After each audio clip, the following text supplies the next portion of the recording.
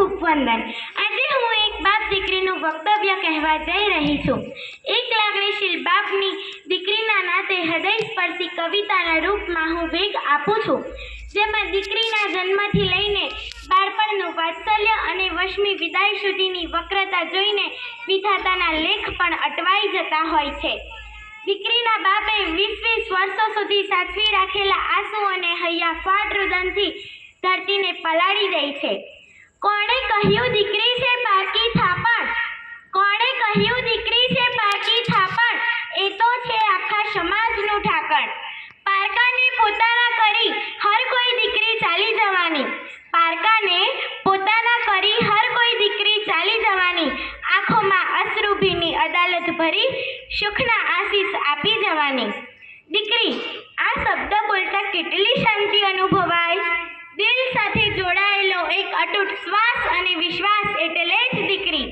આંગણે ખીલેલું ફૂલ જાણે મધુવન રૂપી ઘરમાં સુવાસ ફેલાવતું હોય એટલે દીકરી।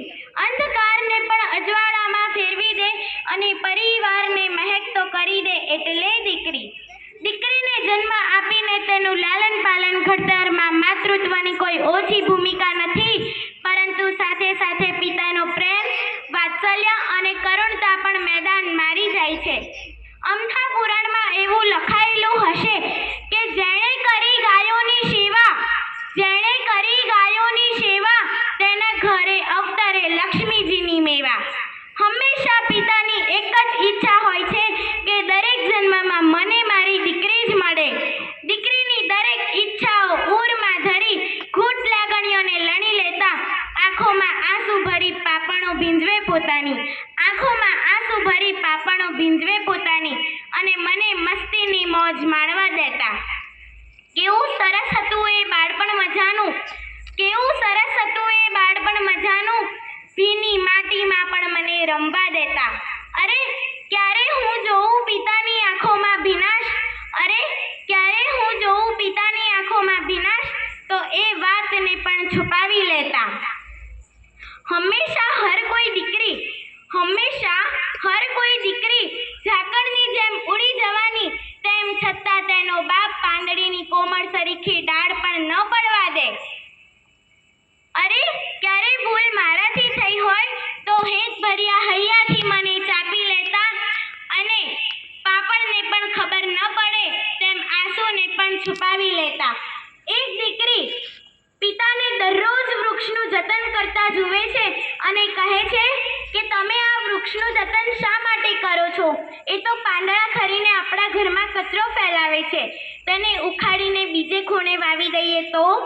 ત્યારે પિતા કહે છે કે આ વૃક્ષ આપણને ગરમીમાં છાંયડો અને ફળ આપે છે, તેથી આપણે તેનું જતન કરવું જોઈએ અને તેને ઉખાડીને બીજે વાવી દેવાની વાત તો તે જ્યારે નાનું હતું અને જેમ જેમ મોટું થતું ગયું તેમ તેમ તેના મૂળિયા ઊંડે સુધી જતા રહ્યા અને હું તેને ઉખાડીને વાવું તો તેના મૂળિયા કરમાઈ જશે અને તે ફરીથી નહીં ઉગે। ત્યારે દીકરી પિતાની સામું જોઈને કહે છે કે જ્યારે હું પણ લગ્ન કરીને સાસરે જઈશ તો હું પણ ત્યાં કેવી રીતે સેટ થાઉં? આ વૃક્ષની જેમ હું પણ કરમાઈ નહીં જાઉં? ત્યારે પિતા સરસ જવાબ આપતા કહે છે કે દીકરીની અંદર અપાર શક્તિ હોય છે, જે સહન શક્તિનો દરિયો હોય છે, જે દરેક પરિસ્થિતિમાં લડી જાય છે। જ્યારે એક વૃક્ષને ઉખાડીને બીજે ખૂણે વાવીએ તો તે કરમાઈ જશે, તેના મૂળિયા કરમાઈ જશે અને તે ફરીથી નહીં ઉગે, પરંતુ જ્યારે એક કલમને કાપીને રોપીશું ને તો તે કલમ વૃક્ષ બનીને મોટું થવાની તાકાત ધરાવે છે। તેવી જ રીતે દીકરી એ બંને ઘરની શોભા છે। તેથી તો કહું છું ને મિત્રો કે દીકરીનો જન્મ થતાં તમામ સમાજમાં પેંડા વહેંચીને કહેજો કે અમારા ઘરે લક્ષ્મીનો જન્મ થયો છે, લક્ષ્મીનો। અને હોય ત્યારે દીકરીના કન્યાદાનનો પ્રસંગ તો દીકરી જેના નસીબમાં હોય તેવા જ મા બાપને મળે છે। તેથી તો કહેવાય છે ને કે કન્યાદાનથી મોટું કોઈ મહાદાન નથી।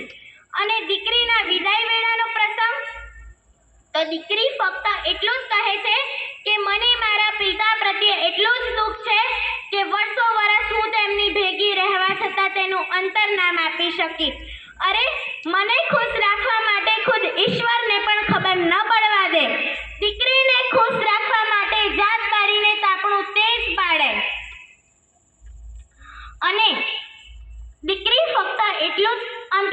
એટલું જ કહેશે કે દીકરી ભલે ને જાય છોડીને સગડું, દીકરી ભલે ને જાય છોડીને સગડું, એ તો વિહરતું યાયાવાર પંખી રૂપાડું, એ તો વિહરતું યાયાવાર પંખી રૂપાડું. આપણા પુરાણોમાં એવું લખાયેલું છે કે દીકરીના બાપ બનવાનું સદભાગ્ય તો શ્રી કૃષ્ણ અને રામને પણ નહોતું મળ્યું, તેથી જ તેમને હાથમાં સુદર્શન ઉઠાવવું પડ્યું હશે. શસ્ત્ર પણ શક્તિ છે અને શાસ્ત્ર પણ શક્તિ છે, પરંતુ મિત્રો જેની જોડે દીકરી રૂપી શક્તિ હોય ને ત્યારે શસ્ત્ર અને શાસ્ત્ર પણ ગરજ કરી જાય છે. તેથી તો કહેવાય છે ને કે દીકરી એ તો દીકરી છે સાહેબ.